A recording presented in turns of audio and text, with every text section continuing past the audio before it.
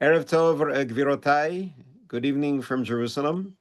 I was supposed to be teaching for my office, but men tracht und Gott lacht. God had other plans.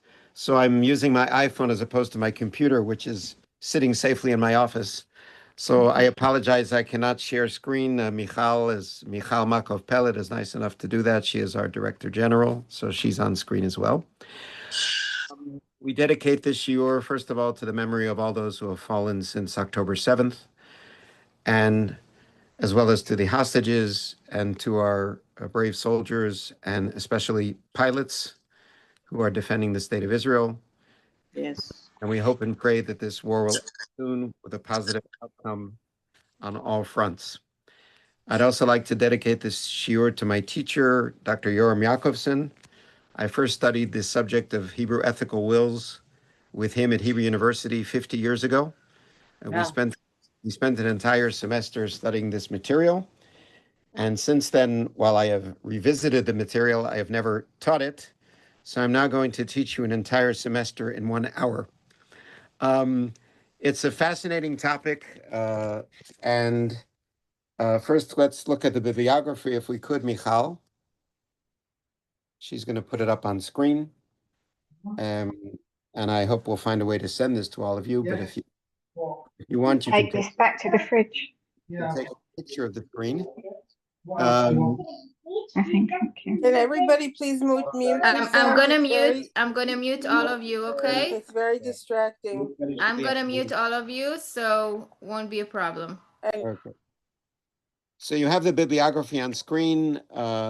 This is not a complete bibliography of the ethical wills, but rather the most important items. Basically, the scholarly study of ethical wills was started by one person, Dr. Israel Abrahams, who died around 100 years ago. He was a very famous historian of medieval Jewry. His classic book, Jewish Life in the Middle Ages, is still the classic work on the subject. And he first published the article on Jewish ethical wills in the Jewish Quarterly Review in 1891. As you can see, it's a long article, some 50 pages. And at the end of that survey of Jewish ethical wills, he listed some 50 ethical wills that had been printed or that he knew about in manuscript. And the next step was he published his classic work, Hebrew Ethical Wills, which I'm going to hold up here, which has been through many, many editions, published by the Jewish Publication Society. It's a totally bilingual book. Every page is Hebrew facing English translation. It is an excellent book. As you can see in the bibliography, it's been reprinted at least 4 times. I did not check for recent editions. I have the 1976 edition. But he surveyed 23 ethical wills from the beginning of this phenomenon until the 18th century. And then beginning in the 1930s until the 1950s, 3 scholars made a bibliography of the ethical wills published in Kiryat Sefer, which was the journal of Jewish bibliography at the time. And they listed a total of 274 ethical wills in print. They were not dealing with many manuscript wills that had never been published, but 274 ethical wills had been published by 1959. And then later on in 1956, item 4, an Israeli, Eliezer Steinman, published a selection of 70 ethical wills. There's a summary of all of this in the Encyclopedia Judaica in 1971 by my teacher, Professor Yosef Dan of blessed memory. The article was called Wills, Ethical, and he surveys this phenomenon. And then in English, there's an excellent anthology by Jack Reamer and Nathaniel Stamford, 2 conservative rabbis. Rabbi Stamford is no longer alive. Rabbi Reamer is now in his 90s. This came out in 1983. Ethical Wills, a Modern Jewish Treasury, which includes 76 ethical wills from the 18th to the 20th century. Obviously, that book is in English, though many of the wills were translated from Hebrew or Yiddish. And then at the end of the list, I list 2 books which tell you how to write an ethical will. Number 8 is Rabbi Reamer and Rabbi Stamford. In their next edition of their book, they included 100 ethical wills, but they also discussed how a person can write an ethical will to their children. And number 9, Ilana Zayman The Forever Letter in 2017 is also a book which explains how to write ethical wills to our children. So that is a survey of this vast literature that exists, where really the entire field was created by Dr. Israel Abrahams in 1926. If you look at the next page on the sheet in front of you that Michal has up on the screen, and Michal, אם אפשר לעלות למעלה קצת. העמוד הבא. זהו. This is a list of the people I'm going to mention this evening in the class, which are some of the famous ethical wills.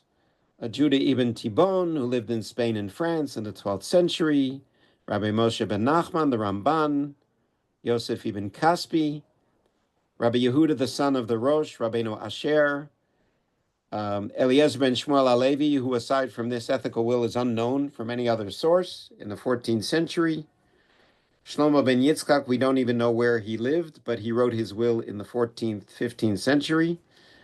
The Gaon of Vilna in the 18th century, Rabbi Avram Danzig in the 19th century, and one of the few women who published an ethical will before the year 1900, Rivka Lippe Anikster, and this is an ethical will published in Hebrew and Yiddish in the 19th century. And believe it or not, I wrote a paper about her 50 years ago, which I have here sitting in front of me. And of the 234 published ethical wills before modern times, 7 of them were published by women. So that is a survey of the literature. Now let's talk about what an ethical will is. The garin, the kernel of ethical wills, is always already found in the Tanakh. And there's a famous verse that you may know from the book of Genesis, Genesis 18, verse 19. The Hebrew, ki edativ leman asher yitzaveh et banav et beito acharav v'shamru derech Hashem la'asot tzedakah u'mishpat. In English, God says to Abraham, "For I have singled him out that he may instruct his children and his posterity to keep the way of the Lord by doing what is just and right, in order that the Lord may bring about for Abraham what he has promised him." So this talks about instructing our children and our posterity to keep the way of God, la'asot derech Hashem, la'asot tzedakah u'mishpat, to do what is just and right. And that verse became the kernel for the idea of an ethical will.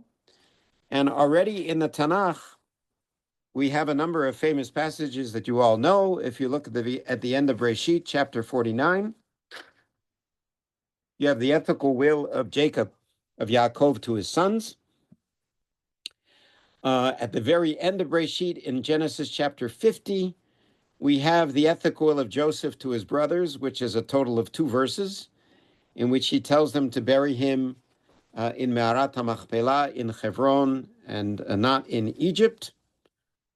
At the end of Devarim, at the end of Deuteronomy, we have Deuteronomy chapter 23, which we read every year on Simchat Torah, Vezot HaBracha, Asher Berach Moshe et Bnei Yisrael Lifnei Moto.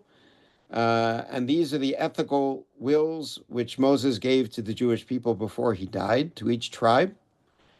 And then we have some shorter passages in the Tanakh. For example, before David died, he gives an ethical will to his son Shlomo, which is the first book of Kings, chapter 2. It's 10 verses in which David tells Shlomo what to do after he dies. Unfortunately, half of it is telling him who he should kill. But that was the nature of King David. And that was his ethical will to Solomon. And then if we move down to the end of the Second Temple period, we have 3 of the apocryphal books that deal with ethical wills. The first one is called the Testament of the 12 Tribes. I'm sure you can find it on the internet. Tzavaot Shnemasar HaShvatim, which, even though it was written many hundreds of years after the Bible, purports to tell what the 12 tribes are supposed to do, an entire book. We have the book of Tovia, Tobias, chapter 4, in which Tobias tells his children how they should behave. And finally, we have Matityahu, the Maccabee, telling his sons, you know that he was the leader of the Maccabean revolt against the Greeks, but he died just a few years after the revolt began. And in the first book of Maccabees, chapter 2, he gives an ethical will to his sons how to continue the struggle against the Greeks. So that is the early history of this phenomenon. The second little chapter, which Israel Abrahams devotes an entire chapter to in his book, is ethical wills from the Talmudic period. We have many short stories in the Talmud in which some famous rabbi has his students, his disciples gathered around him, and he tells them how they should behave after he is gone. For example, Rabbi Eliezer, Rabbi Yochanan ben Zakkai, Akavia ben Mahalalel, Rabbi Hanina ben Tradion, Hillel, Rabbi Akiva, Rabbi Yehuda Hanasi, Rabbi Judah the Prince, and so on and so forth. And if you're interested in those Talmudic wills, you should get a copy of Israel Abraham's book. He devotes approximately 25 pages to the Talmudic material. If we skip forward to the medieval period, we would expect to find ethical wills in the Cairo Geniza. As you probably know, Solomon Schechter discovered the Cairo Geniza beginning in 1897. He was not the first person to discover it. He was the first person to do something about it. All told, there are about 250,000 documents discovered in the Cairo Geniza. And there are many wills, last wills and testaments in the Cairo Geniza written in Hebrew or in Judeo-Arabic. We would expect to find there ethical wills telling our children how to behave. Unfortunately, there are none. And Israel Abrahams already emphasized this in his book in 1926. He says there in the introduction, amid all the wealth of past lore which the Cairo Geniza brought to light, not a single instance of an ethical will has been discovered. And Professor Golinkin, writing in the 1980s, says the same thing in volume 5, page 143 of his Mediterranean Society. Golinkin says that we might expect to find ethical wills in the Cairo Geniza, but there are none. And you have to understand that Golinkin devoted his entire life to the Cairo Geniza. So when did this phenomenon first occur? Well, if you look at that list that Michal put up on the screen, some authors of ethical wills, the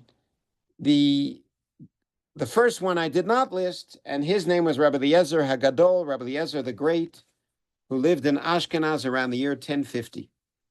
In other words, the first full-fledged ethical will we have is from the year 1050 in Ashkenaz, approximately 1,000 years ago.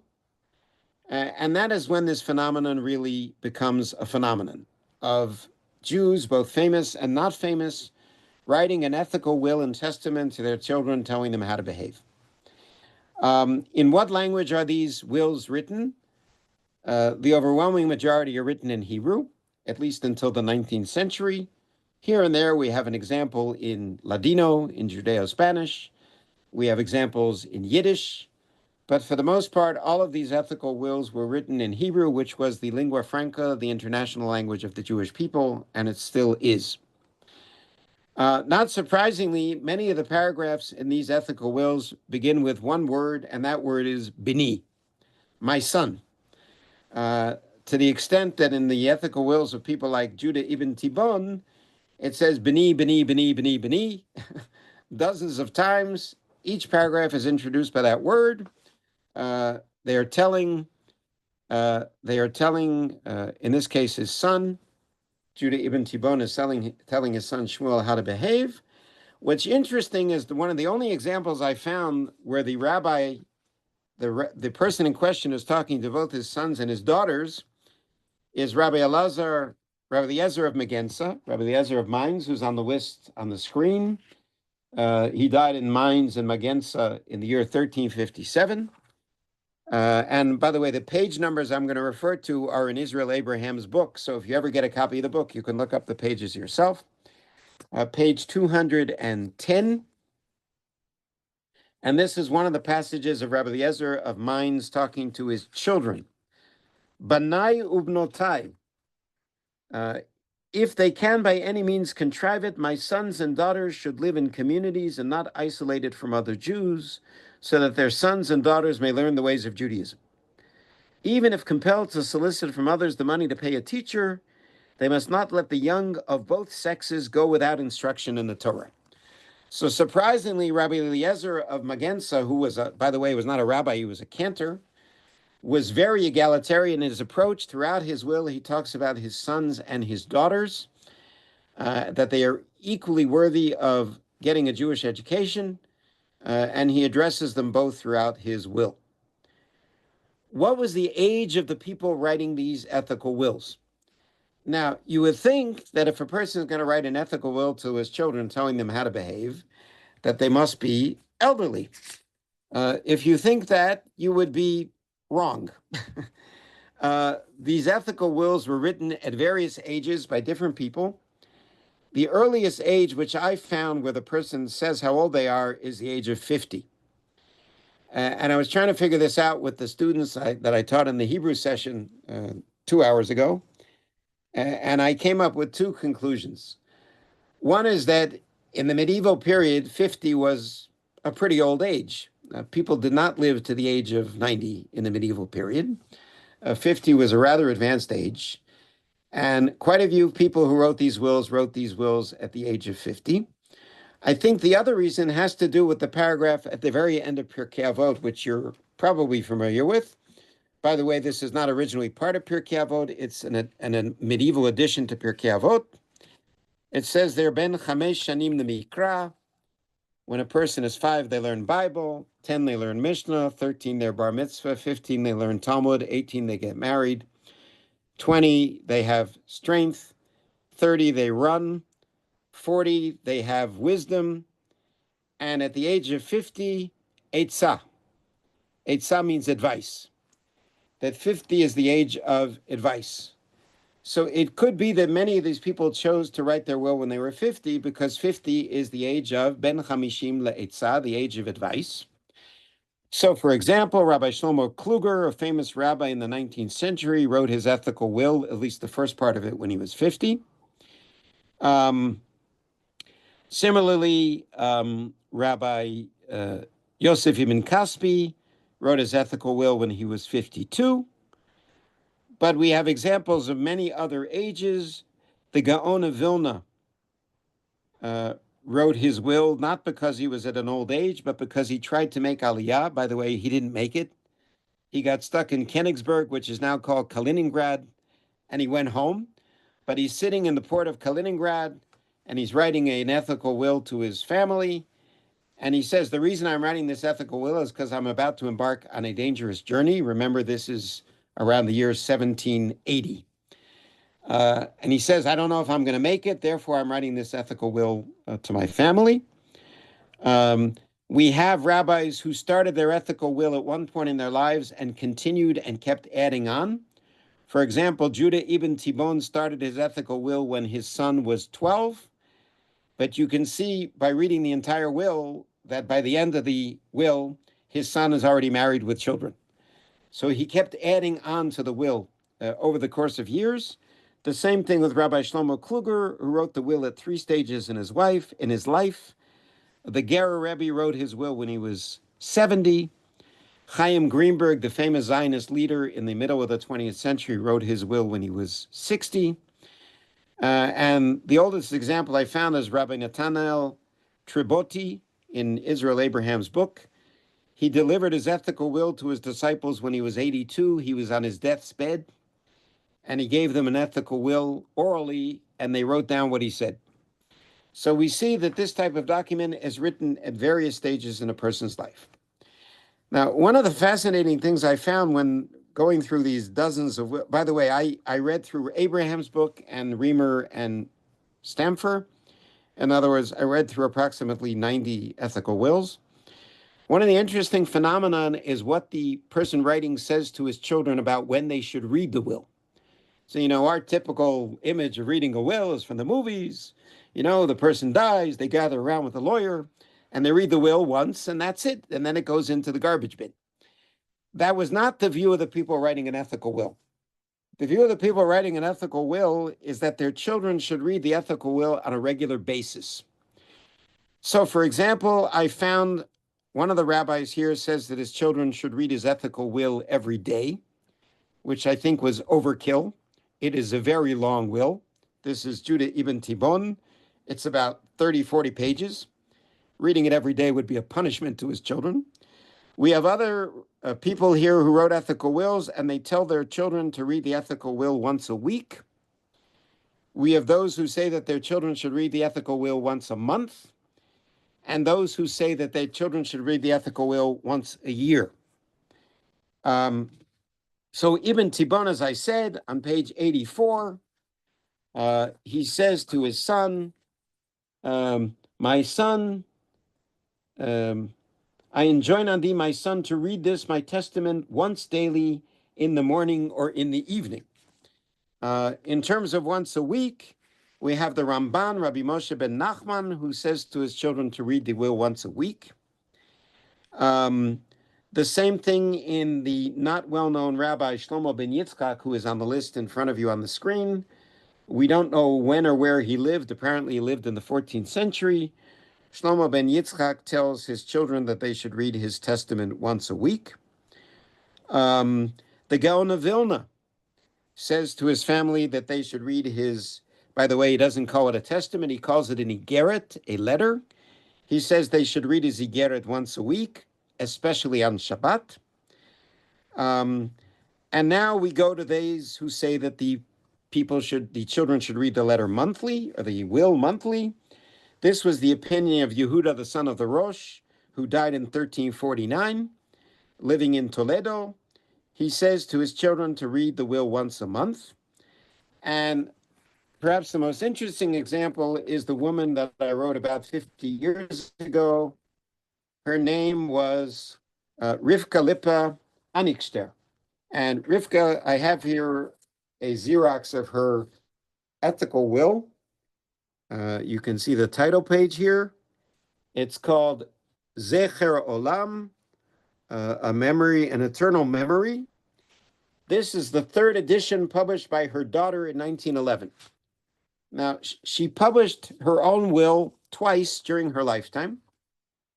And what's very interesting about this will, see, I'm on the wrong page. What's very interesting about this will is that it's bilingual. No, it is not in Hebrew and in English. It is in Hebrew and in Yiddish. So above the line, you have the Hebrew is written in Rashi script, and below the line, the Yiddish is written in regular Hebrew print. And she published this will twice in her lifetime. And she says on folio 16b of this edition, I'll first read you the line in Yiddish. Und chotsch einmal in Chodesh zu lehnen mein gedruckten Brief und mekayem zu sein, das zu hitten. And I ask, nevertheless, that once a week you should read my printed letter. She doesn't call it a will, she calls it a brief, a letter. And you should fulfill and do everything that I said.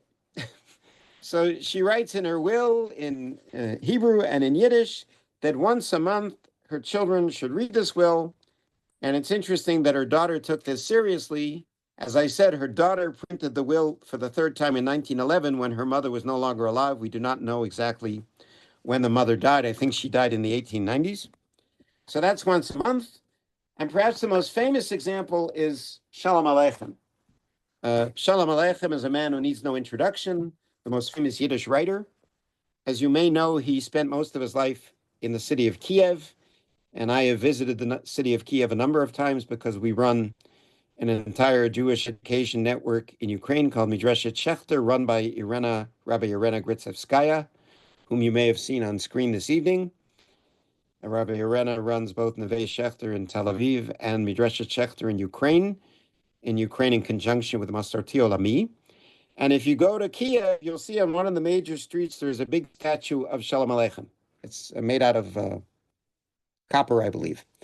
Very impressive statue because Shalom Aleichem spent many years living in Kiev, but in his old age, he decided to move to America, the Golden Medina, and he died in New York in 1960. And his funeral was attended by over 100,000 people from the Lower East Side.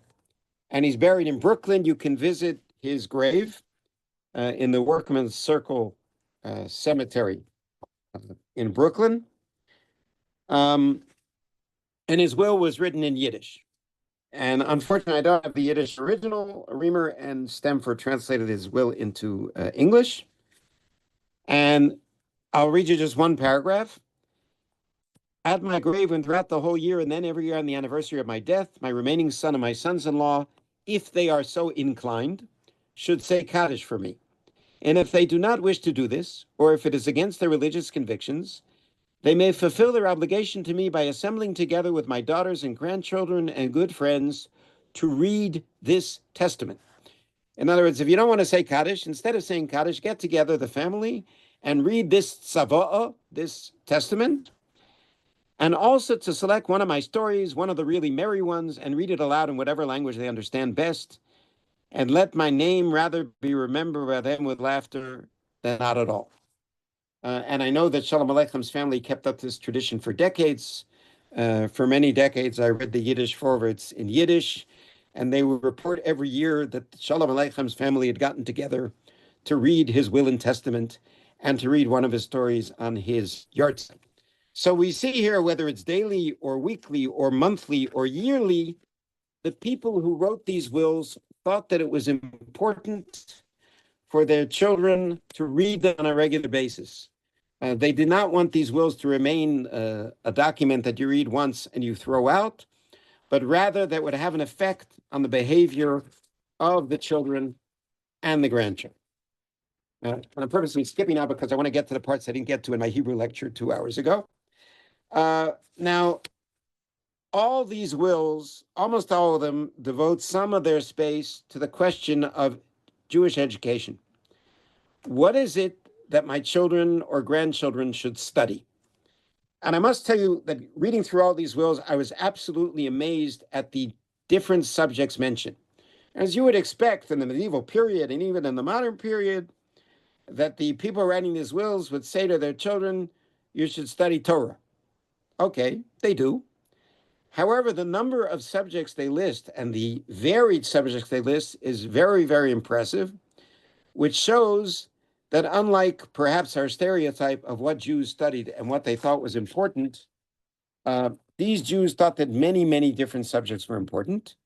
So I'm going to begin with those who wanted the broadest education for their children, and then I'll give some other examples. Clearly, the ones who wanted the broadest education for their children were the representatives of Spanish Jewry. Spanish Jews believed in Jewish education, but they also believed in secular education. So, for example, Yosef Ibn Kaspi, who was a very strong Maimonidean, which means he thought that the Rambam was the most important rabbi who ever lived.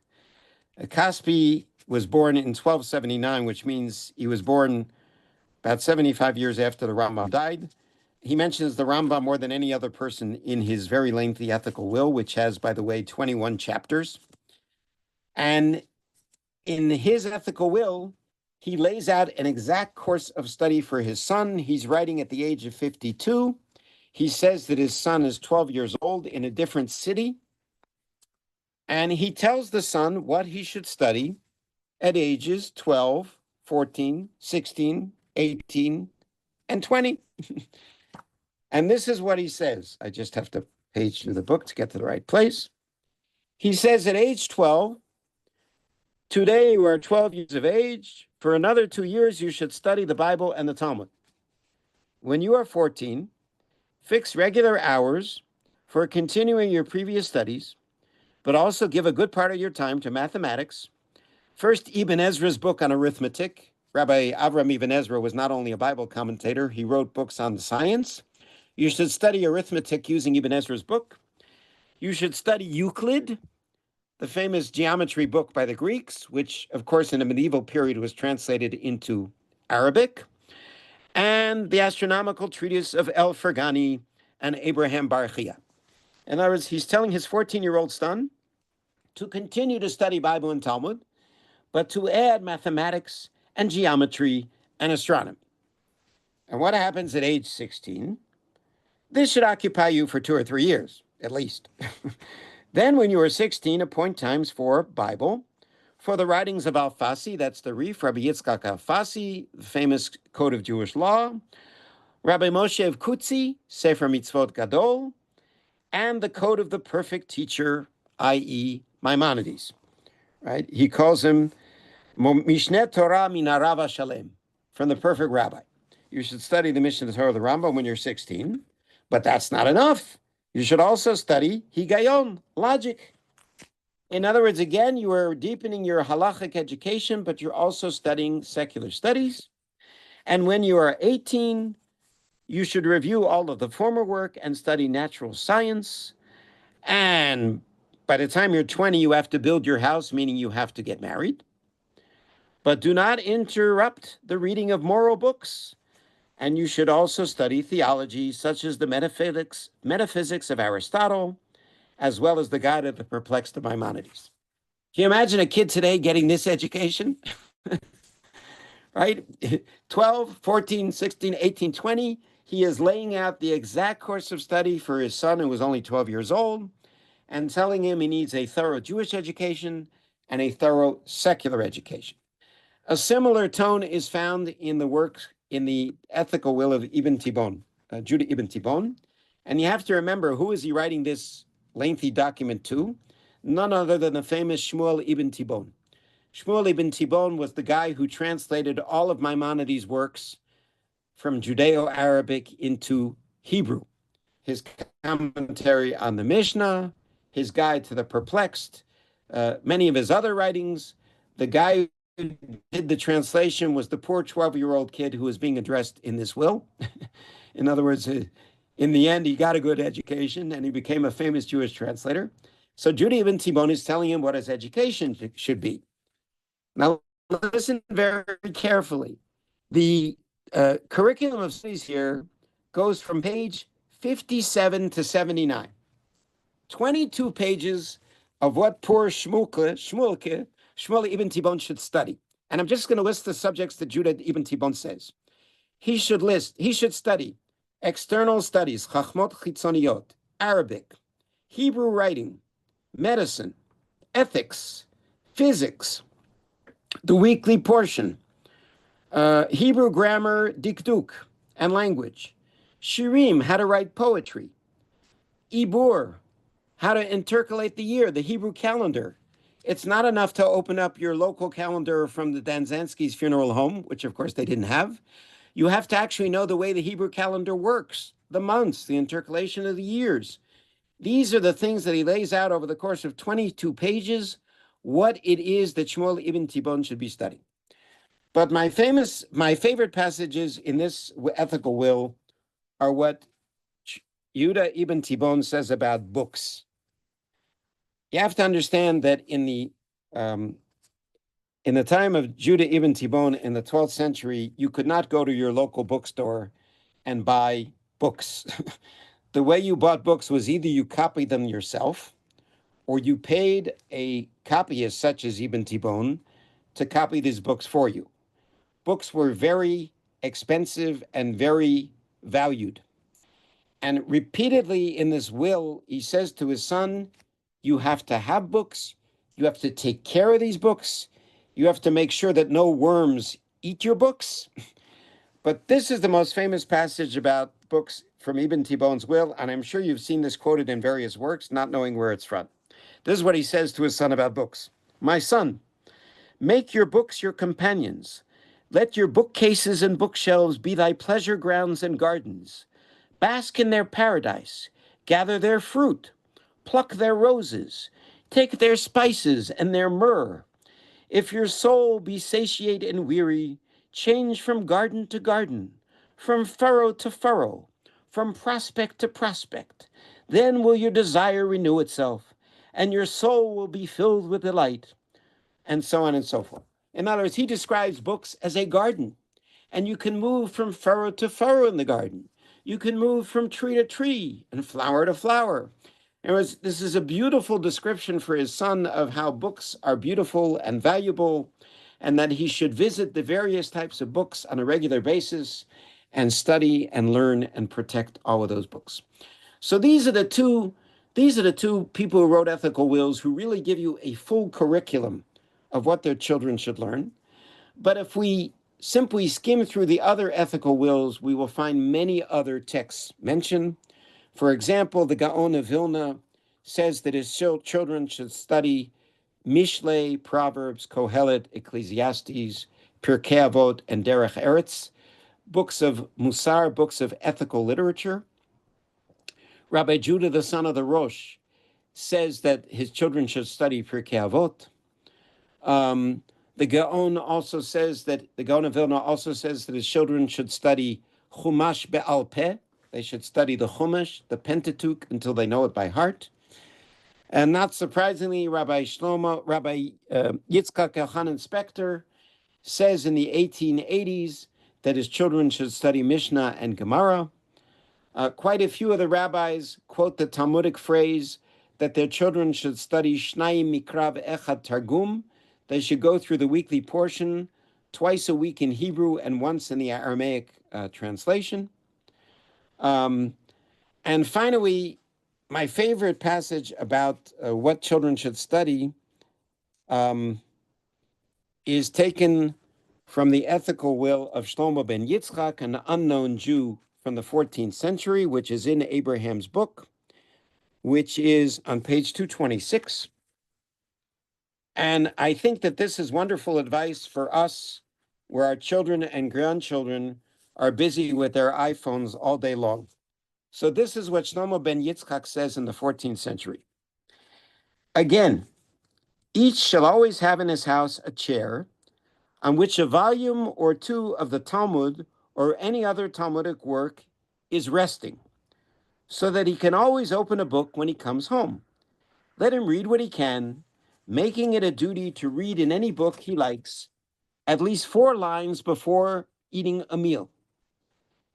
In other words, what is he saying? And the Hebrew used here is safsal. A safsal is a bench. That at the entrance to your house, you should keep a book on the bench at all times, so that when your child enters the house, what is the first thing they see? They say a book. Open up the book. Read at least 4 lines before lunch or before supper. In other words, the way to develop literacy in your children is to have books lying around the house in a prominent position so that your children will love books, appreciate books, and you should read at least 4 lines from the book before lunch or before supper. In other words, by having a visual aid of seeing the books, your children will value books and learn to read books and to love books at a young age. Okay. Another subject that is covered very much in the ethical wills is how we should treat the members of our family. And this is, of course, not surprising. You would think that if a person is 50 or 60 or 70 and they're writing an ethical will to their children, they're going to tell them to treat the members of their family nicely. And I'm just going to list the members of their family they mention, and then I'll give a few specific examples. You should honor your wife. You should take care of your children. You should honor your mother. Wives should respect their husbands. You should honor your mother and your wife. You should honor your mother-in-law, which of course is a little bit harder. You should honor your mother. And each of these is a quote from a different will, and so on and so forth. I just want to zero in on 4 specific examples. Ibn Tibon, on page 84, Judah Ibn Tibon, when talking to his son Samuel, he says the following: Bini, my son, visit your sisters constantly in your letters and inquire after their welfare. Show honor to your relatives, for they will appreciate your courtesies. What is he talking about? His daughters lived in a different place than his son. They could not physically visit each other. There were no buses, there were no trains, there were no cars. He says, visit your sisters by letter. Write them letters on a regular basis, and that way you'll keep up your connection with your sisters. Visit them, but I love the way he says it, visit them in your letters. That is the way you should keep in touch with your family. Another example from Shlomo ben Yitzchak, that anonymous Jew in the 14th century, he talks about the way older children should treat younger children and vice versa. He says, let the elder brother love the younger as his own child, and let the younger child respect the elder as a father. In other words, sometimes there were big gaps in age between older and younger children. The older children should treat their younger brothers as a child, and the younger children should respect their older brothers as a father. Another very interesting example is in the ethical will of Rabbi Shlomo Kluger in the 19th century. I'm reading here from the book by Reamer and Stamfer, page 13. Page 15. Because Shlomo Kluger wrote this will in 3 stages, in 1834, in 1848, and in 1852, he kept adding on to his ethical will. So this is what he writes to his older son in 1848. I have already written a will with God's help in 1834, 14 years before. But conditions have changed since my first wife has died, and I have since remarried. Also, I have a child with her, thank God. I beg my elder son, Chaim Yehuda, and enjoin him with the admonition of paternal reverence, never to vex my wife nor my son, the lad master Avram Binyamin, and to fulfill the dictum of the sages, honor your father and your mother, which includes your father's wife as well. In other words, what is Rabbi Shlomo Kluger worried about? He's worried that after he dies, his older son, who is much older than the younger son from the second marriage, will not treat his stepmother and his stepbrother with respect. So in this addition to his will in 1848, he says to his older son, you must treat your stepmother with respect. You must treat your stepbrother with respect. And these are enjoined by Jewish tradition as well as by me. And similarly, Shalom Aleichem in his will tells his children that they must treat their mother with great respect. Now I want to zero in on a few specific topics in these ethical wills in the time that remains.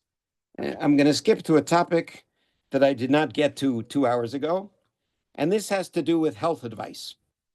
Today, if you want to know what you should eat or what you should do from a medical point of view, you go to Rabbi Google, you write whatever it is in Google, and Rabbi Google tells you what to do. Well, in those days, it was not so simple. Medicine was certainly not well developed, though, by the way, a number of these famous rabbis were also physicians. A lot of these ethical wills contain medical and health advice, what you should eat and what you should not eat. So, for example, Rabbi Shlomo ben Yitzchak says to his children not to eat a lot of meat and not to drink a lot of wine. Rabbi Eliezer over in Magensa in Mainz in the year 13, who died in 1357, he says you should not eat a lot. You should not overeat or overdrink in general. You should limit your consumption of food and drink. Rabbi Eliezer of Mainz also says on page 47, this is Rabbi Eliezer the Great. He says on page 47 that you should not drink water from your friend where your friend already drank from the water. You should not drink water that you borrowed from someone else. In other words, I don't know if they knew what germs were, but they knew that diseases could be transmitted through the water. You should not drink water from someone else.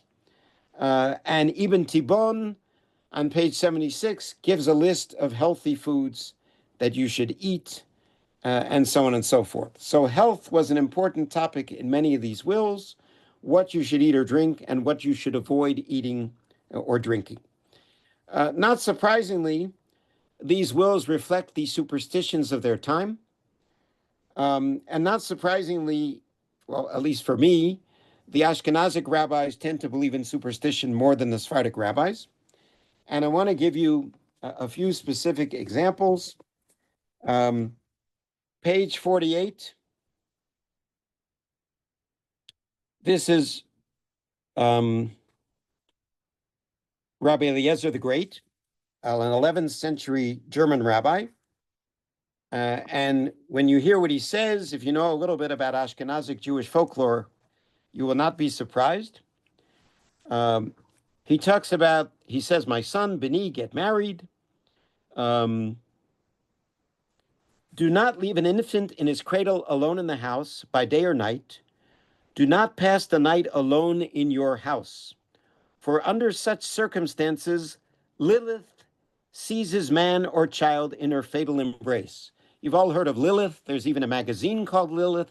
Lilith was a female demon that medieval Jews were very much afraid of, especially Ashkenazic Jews. So you should not leave a baby alone in the day or night because of Lilith, and you should not spend the night alone in your house because of Lilith. Furthermore, and he goes on to say, sit not in the sun's shadow in the summer months. Do not sleep in the light of the moon, especially when there is a crescent of the moon. And he goes on to quote a number of biblical verses.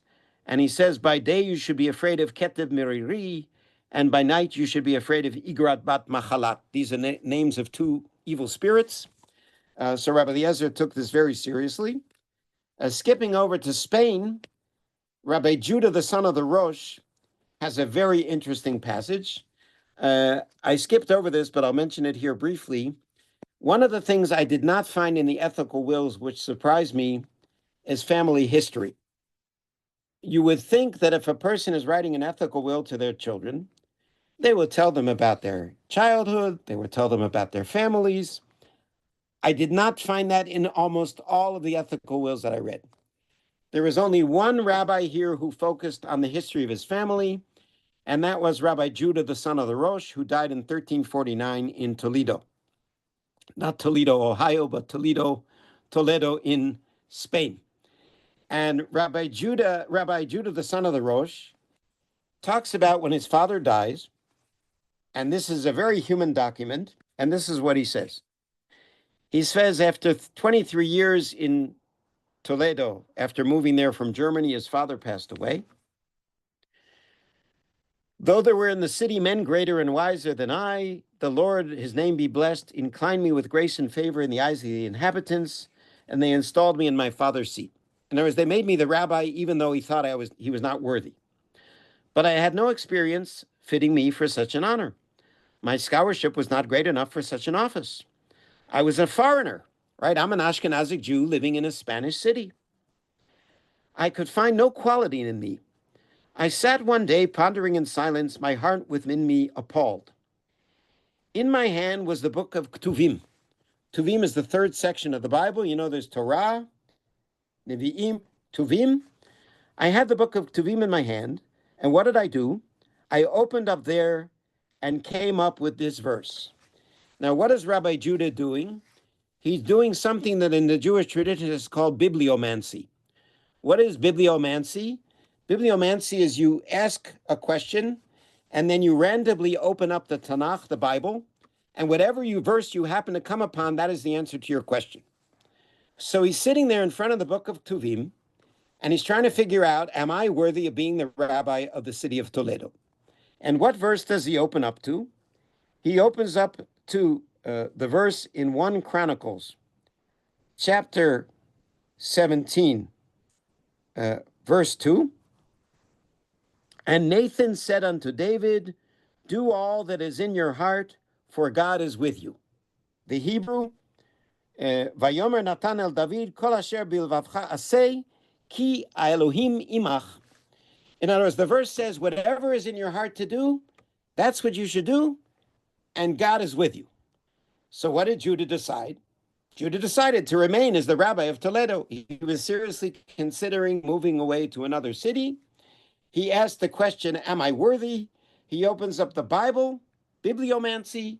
He finds the answer in the book of Chronicles randomly. And the verse assures him that whatever you decide to do, God is with you. And he remains as the rabbi of Toledo from the year 1321 when his father died until the year 1349 when he died. So we see here that even though Spanish Jews in general were much less superstitious than Ashkenazic Jews, we see here an example of a rabbi receiving advice by paging through a Tanakh and randomly finding a verse which answers his question. I would like to conclude with what we would expect to find in ethical wills, which is what to do with my body or what to do with me after I die. How should I be buried? What should be written on my tombstone? And what should be done with my literary remains, with books I have written and not yet published? So I'm going to begin with something which you'll find rather surprising, perhaps rather shocking, which is that there was an Ashkenazic custom that after a person dies, you either throw his body on the ground or you drag his body to the grave. Now, can any of you guess why anybody in his right mind would want to do such a thing? Why would you want to abuse the body of a dead person after they die? Does anybody know? Okay. The reason is that Ashkenazic Jews believe that after we die, we are going to be punished for our sins. God is going to punish our souls for our sins, and we very well may be sent to hell. Well, if you want to avoid punishment after death, the way to avoid that is by punishing your body before death. So therefore, if people throw your body on the ground or drag your body to the grave, this will eliminate the punishment when you are buried and in the grave, and your soul will not be punished. So a number of these Ashkenazic wills, including Rabbi Shlomo Kruger in the 19th century in Galicia, he says, throw my body on the ground, so in that way I will be saved from the punishment of hell after I die. So this is, I wouldn't say it's a standard feature, but this is mentioned in various Ashkenazic ethical wills. On a more positive note, we have instructions here about what to do with a person's literary remains after they die. And I'll give you three interesting examples. The very same Rabbi Shlomo Kluger says that when they bury him, he published quite a few books, most of them responsa. He says, when you bury me, you should put one book open on my heart and one book open on my eyes. In other words, you should bury me with the books that I wrote, that I should be buried with them together in the grave. So this is sort of a recommendation to me, to God, of the good things that I did in my lifetime. On the other hand, you have many famous rabbis who told their children that they should not publish their writings, but rather burn them. And a famous example is the Gera Rebbe, and this is in Rabbi Reimer's book, page 70. The Gera Rebbe says, after I die, you should have my children, and you should have scholars look through the writings that I left. You should publish the good things, and the bad things, especially the things I wrote when I was young, you should burn. In other words, you should only save the good parts of my literary testament, and the things that are not worth publishing, not only should you not publish them, but you should actually burn them. A more modern literary example is the Will and Testament of Herzl. And Reimer and Stamfer published Herzl's will on page 99. And you know that Herzl died at a young age. He was only 44 years old in 1904. He had been sick for quite a while. And what's amazing about his will is he doesn't talk about his family. He doesn't talk about his Zionist vision, which he talked about at length in his speeches and in his diary.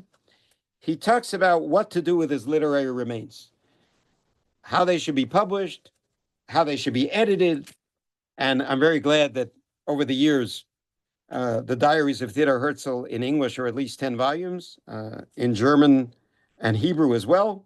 In other words, he's talking primarily about his literary remains, what should be done with his literary remains after he passes away. Another theme that we find in the ethical wills and testaments is who I should be buried next to. And Shalom Aleichem, not surprisingly, says that he should be buried next to the simple folk. I do not want to be buried, this is what he writes, wherever I may die, let me be buried not among the rich and famous, but among the plain Jewish people, the workers, the common folk, so that my tombstone may honor the simple graves around me, and the simple graves around me may honor mine, even as the plain people honored their folk writer in his lifetime. In other words, I was a writer of the people, of the simple folk. I don't want to be buried in some section of famous writers. I want to be buried next to Pasher Yidden, to simple Jews. And that's where he was buried, in the Workman's Circle Cemetery in Brooklyn. He also tells us what should be written on his grave. Maybe I'll get back to that in a moment. Similarly, Rav Shlomo Kluger, in the middle of the 19th century, says that he explicitly says, I do not want to be buried next to a rich person, even if he's a good person. I want to be buried next to poor people. And just to contrast, and I think we'll conclude with this, what Shlomo Kluger, a rabbi, writes on his tombstone, and what Shalom Aleichem writes on his tombstone. So Rav Shlomo Kluger writes as follows, and it's not surprising. He writes on page 14 of Reber's book, here lies our teacher, Rabbi Shlomo, judged in the community of Brody, a famous town in Galicia, son of the light of our exile, our saintly teacher, Rabbi Judah, his memory be for eternal life, judge in Komarov. In other words, he devotes half of the tombstone inscription to his father, which was very common among rabbis. And what does Shalom Aleichem write on his tombstone? Page 152 of Reamer's book. And this is translated from the Yiddish. Here lies a plain and simple Jew who wrote in plain and simple prose, wrote humor for the common folk to help them forget their woes. He scoffed at life and mocked the world, and at all its foibles he poked fun. The world went on its merry way and left him stricken and undone. And while his grateful readers laughed, forgetting troubles of their own, midst their applause God only knows, he wept in secret and alone.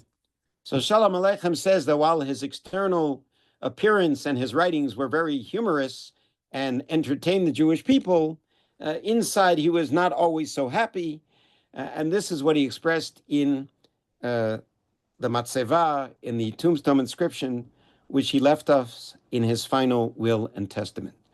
So we see here what we have done in this hour is survey 1,000 years of Hebrew ethical wills, from famous rabbis to totally unknown Jews, from men to some women, though there aren't a lot of examples of women before the 20th century. And I hope that this will serve as an impetus for you to read Jewish ethical wills. You have the bibliography in front of you, which we can also send out. But at the very least, try and get a copy of Israel Abraham's Hebrew Ethical Wills from 1926, republished many times, and Reamer and Stamfer Ethical Wills of Modern Jewish Treasury. Even if you do not decide to write an ethical will for your children and grandchildren, I think that we can derive much inspiration from these beautiful Jewish documents written during the past 1,000 years. Toda Rabba, and if any of you have any questions or comments for 1 minute, we can take them. Any questions or comments? I just want to remind everybody to go to the closing when they're finished with the questions, to go to the closing. We have a beautiful 5-minute closing that Rabbi Diana has put together. So not to leave the study. And we thank Diane Friedgott for incredible labors for the past 26 years, and Janet Tobin, one of the founders of the Women's Study Day, as well as the staff of Schechter, Rabbi Irena, Michal, David, Yael, and all the rest who made this Zoom possible. And we hope, God willing, next year to do this in person. Toda Rabba. That was the plan. Thank you very much, Rabbi Golinkin. Toda Rabba. Everybody for coming. But come to the closing, don't leave. And thank you, Rabbi Ellen, for your constant support. Women's League behind us all the way. Rabbi Golinkin, would you Yes. be willing to share your bibliography?